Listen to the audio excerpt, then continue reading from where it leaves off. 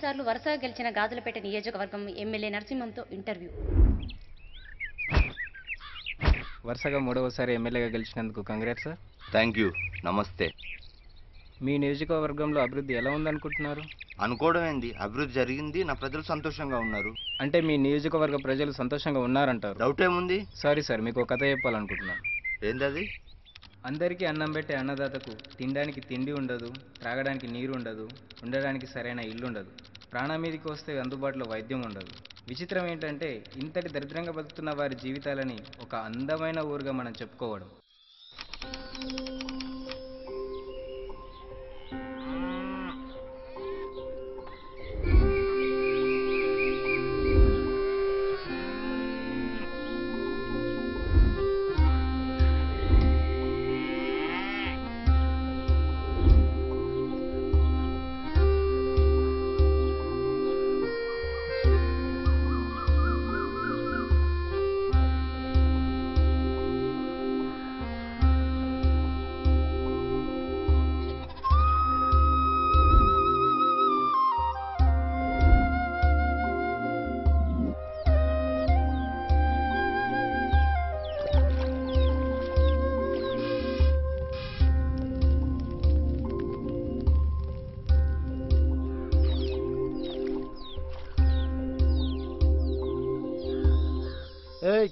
ఏం చేస్తున్నావు ఇంట్లో? పోయికాడున్నా. అరే రాజా ఇట్రా. వస్తున్నా. ఇగో ఈ బీడి ముట్టించుకరాపం. సరే అమ్మా బీడి.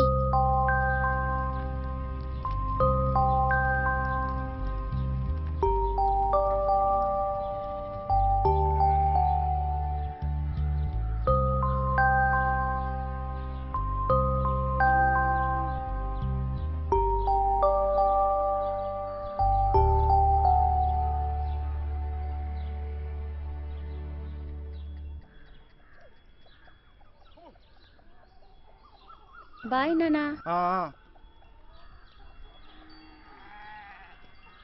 సర్ది తీసుకొని రాయే, నేను పోతున్నా.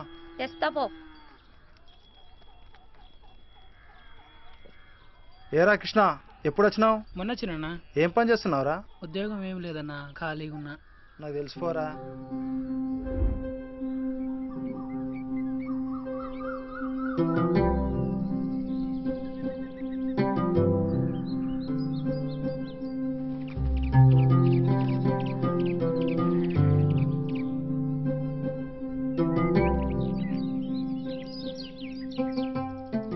ఏం సాయన్న, పొలం నుంచా? పంట బాగుందా? ఏం పోరాం సార్, కరెంట్ సక్కలేక అంతా ఎండిపోయింది. అన్నట్లు మా రాజుగాడు ఎట్లా చదువుతున్నాడు సార్? బాగా చదువుతాడు. ఈ సంవత్సరం మా వాడికి స్కూల్ మానిపిద్దాం అనుకుంటున్నాను సార్. ఎందుకు సాయన్న? వాడు బాగా చదువుతాడు, చదివించు. పెద్ద పెద్ద చదువు చదివినోడికే జాబులు లేవు. మా వాడికి ఏం వస్తుంది సార్? కనీసం పని నేర్పిస్తానా పని వస్తుంది. మీలాంటి వాళ్ళు చెప్పడం కష్టం సాయన్న. వస్తా.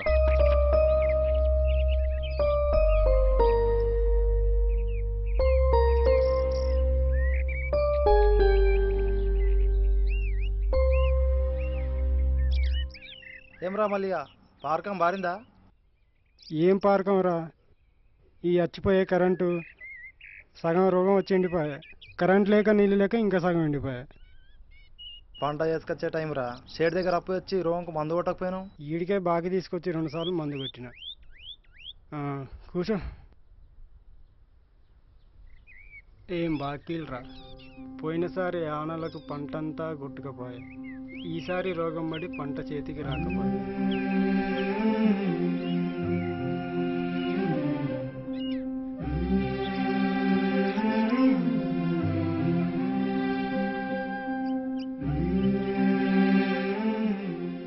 ఏం చేస్తాను రా, నాదే అదే పరిస్థితి.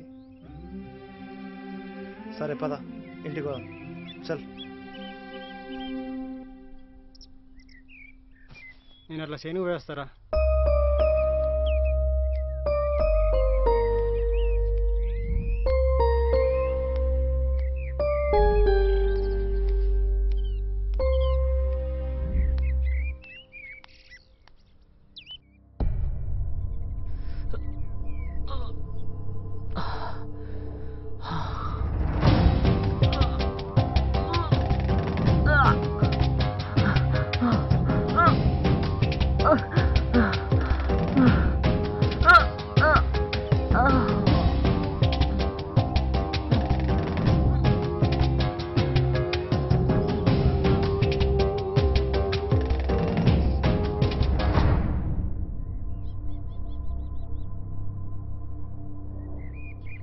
రైతునే దైవంగా భావించే రైతుల జీవితాల్లో రాళ్లే పడుతున్నాయి. కరెంటు కోత, పంట నష్టం కారణం ఆ దేవుడే అనుకొని ఆ దేవుని సాక్షిగా మందు తాగి చనిపోయిన ఓ రైతు.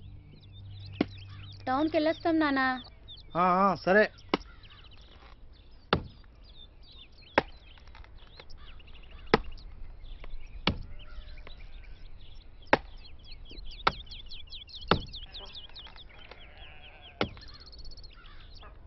అరే రేయ్, యాడికి రా? ఆడుకోనికి.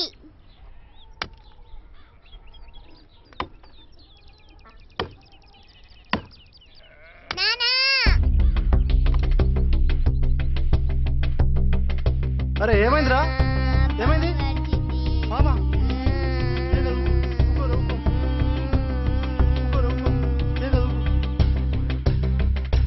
చింటూ చింటూ అరే చింటూ అరే భూమా సాయి అరే నల్దరే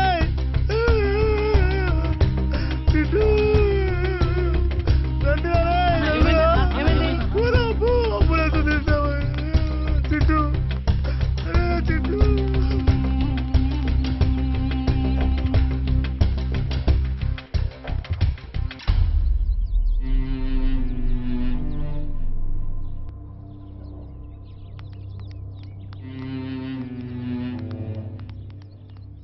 అన్న అంబులెన్స్ రోడ్ దాకా వస్తా అన్న, ఆడదాకా ఎత్తుకపోదాం.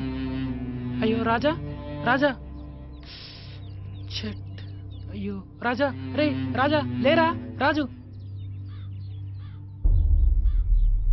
సరిలేని రోడ్డు కారణంతో అంబులెన్స్ రాలేక ఓ పసికందు మొగ్గలోనే వాడిపోయింది.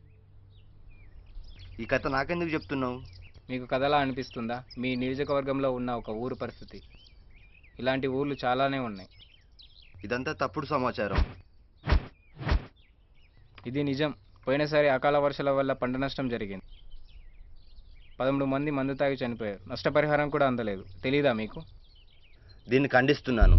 ఇదంతా ఎవరు చెప్పిస్తున్నారు? నా ప్రజలు సంతోషంగానే ఉన్నారు. నీ పిచ్చి ప్రశ్నలకు సమాధానం ఇచ్చే టైం నాకు లేదు. నమస్తే, ఉంటా. ఇది ఎమ్మెల్యే ఇంటర్వ్యూ పరిస్థితి. మాటలు దాటేసి ఆయనే దాటిపోయారు.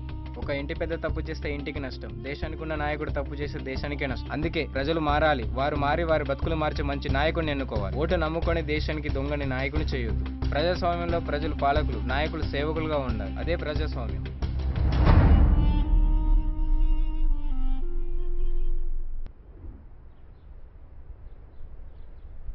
ఈసారి రామిరెడ్డి ఎట్నన్నా గెలిపించుకోవాలరా. నమస్తే నమస్తే. కాపోలోట్లు మనకే పడతాయి. ఆ మిగతా కులపోల ఎవ్వరి వదలొద్దు మనం. రే సాయిగా రారా. పటేలా వస్తున్నా పటేలా. ఇగో ఈ డబ్బులు తీసుకొని మనలో ఎంతమంది ఉన్నారో వాళ్ళకి వంచు. వస్తా.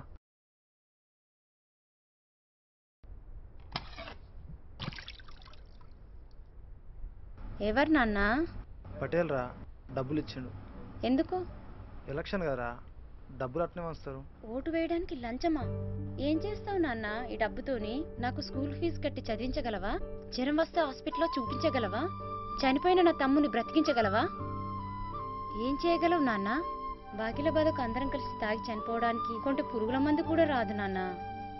తాగుడుకి తినుడికి అలవాటు పడి ఓటు వేయకండి నాన్న. మా భవిష్యత్తుని దృష్టిలో పెట్టుకుని ఓటు వేయండి. నువ్వు డబ్బు తీసుకుని ఓటు వేయడం అంటే మా జీవితం తాకట్టు పెట్టడమే నాన్న. మంచి భవిష్యత్తును కోరే మంచి సమాజం కోసం ఓటు వేయండి. వెళ్ళు నాన్న, ఈ డబ్బు అవసరం లేదు. మీ బ్రతుకులకు మీరే బాధ్యులు.